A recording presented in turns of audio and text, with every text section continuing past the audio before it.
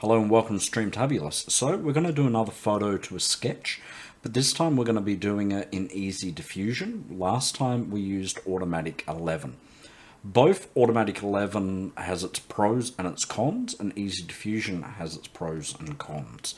Sometimes you get better results in Automatic 11, other times you get better results in Easy Diffusion. So I like to have both on my computer, and I'll often see which one works better for me. I do find Automatic 11 does do better results when it comes to turning a photo into a sketch, but I'm going to show you how you can do it in Easy Diffusion to get similar results. So we'll go over to the intro and then we'll get on with the show.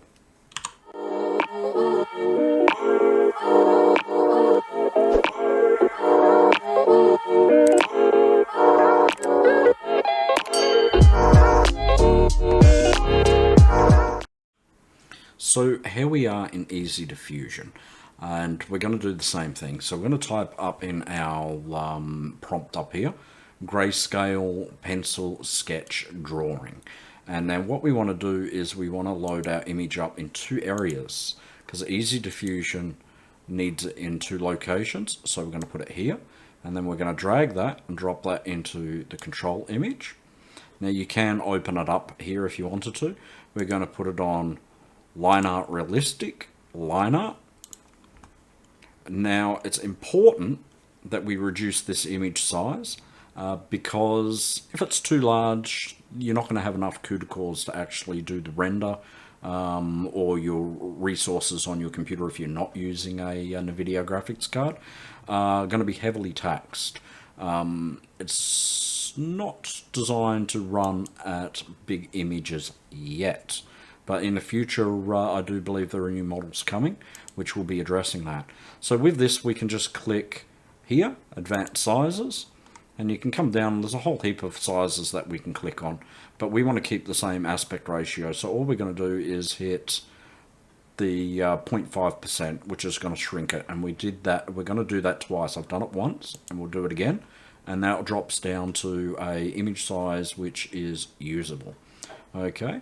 Now I'm going to do two renders of this one so we can see which one looks better. We already have our prompt up the top here. I have selected a model of human realistic vision, which is one that I tend to lean towards a lot. I just find it's better and it's great for getting photo results. We have our guidance scale here. We want to drop that back rather a lot. We might try it at two different sizes. So we'll drop that down to 1.5 and we'll start low. We'll leave the prompt strength up and we're going to hit make to images, and we're just going to let that run for a moment and we'll see what our renders look like. Okay, so we've got our two renders here and both of them look alright. So we have one here and we have the other one here.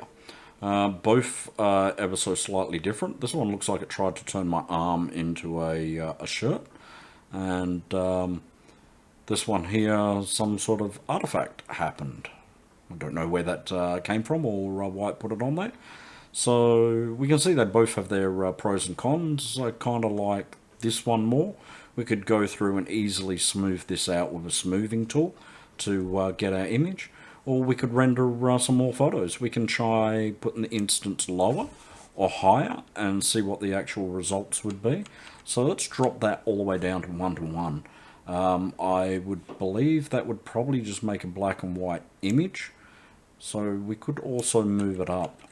Might put it on 2 and we'll take a look at what that does. And we'll just run another 2 instances. And we'll see how they look in comparison. Okay, so we've got our two results here. Again, it's done this weird thing with the arm right here where it's kind of trying to turn that into a shirt. This one doesn't really look that fixable. You could take this image, which I actually think this one's really good, and you could take that arm and put it on there and use it as a composite. And I talk all the time about these are more tools that you can use, and using them with a program like Paint Shop Pro, Photoshop, I think it's Photo P is the name of one of the free online ones that you can actually use, which has layers very similar to PaintShop Pro, where you can layer these images up and then pick and choose the best out of it and then tweak it, contrast, and play with it to find what you like. So that's just quickly and easily how you can actually use it to, with easy diffusion, to take a photo and turn it into a sketch. Now, as I said, I do prefer Automatic 11 when it comes to turning photos into sketches. I find it's better at picking out those details and keeping it more accurate to the original. Each of the programs, as I said, has its pros and its cons. They are both stable diffusion, but that is the core AI. The way the interface talks to that AI is different, and that's where there's the changes that come into it, and the way it actually communicates with it gives you different results when you're actually doing your renders. So I say have both of them in and play with both of them. And I believe it's the same with the other tools that are out there as well. There are more than one Stable Diffusion engines. Stable Diffusion is in Adobe Photoshop, and the way the control net works and that is actually fantastic. The way they've written their user interface to work with that base Stable Diffusion is pretty fantastic. But they charge, well, in my opinion, rather hard prices, but high prices. I say hard prices because I'm on a pension, and well, that is hard on some people to fork out what they're asking for. And that's where this program, Easy Diffusion, Automatic 11, are free. And using them with something like Photoshop and PaintShop Pro, you can just get some beautiful results. So there it is. Hopefully you found this one helpful. So that's how to use Easy Diffusion to turn a photo into a sketch. And of course, don't forget to like, subscribe, and get the bell on.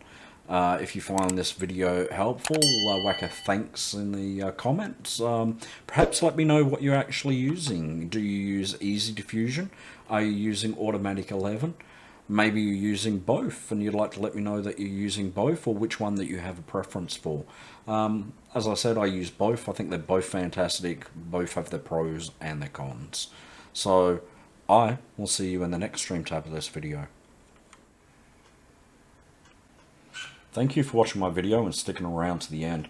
If you like my videos, it'd really help me out if you could like and subscribe. It helps the YouTube algorithm to push my videos out there to more viewers, which in turn helps me and helps everyone.